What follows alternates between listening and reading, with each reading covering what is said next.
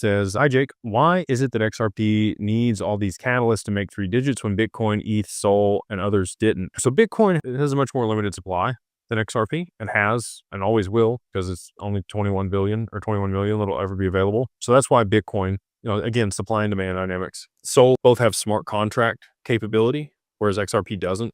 We might end up getting hooks migrated to the mainnet where it has lightweight smart contracts like XLM. XLM, you also haven't seen a huge price rise in that, even though they've implemented Soroban smart contracts. There's been a bunch of other things that have tied up those tokens that limit the supply. And now we have that same dynamic playing out for XRP with the spot ETFs that have launched. You've got, collateral or capital that's being held for the commodities trading. You got other derivatives that are being launched on XRP.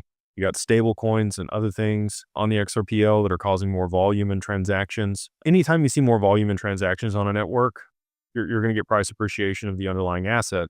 And so, Solana and Ethereum, because of the smart contract capability they had on those networks, NFTs were huge on those networks. We really didn't get a whole lot of volume for NFTs on the XRPL and adoption here. And then you've also seen a bunch of other smart contracts developed in Python and Solidity and on Solana that have some real world application. The lending protocols also have, tied up a bunch of the supply. We have XLS66, which will be borrow lend native on the XRPL, which I think will also, cause XRP to be locked up and less be available, and less supply and more demand means higher price. So those 3 in particular that you mentioned there, they've already had situations where the supply was limited and there was a significant amount of demand for the asset. And that's what caused the appreciation of those tokens and the liquidity to move into those ecosystems. And we're right here on the forefront of that for XRP. So hopefully, that's why we need all these catalysts and we need the adoption of the network so that we get the volume and then the price appreciation.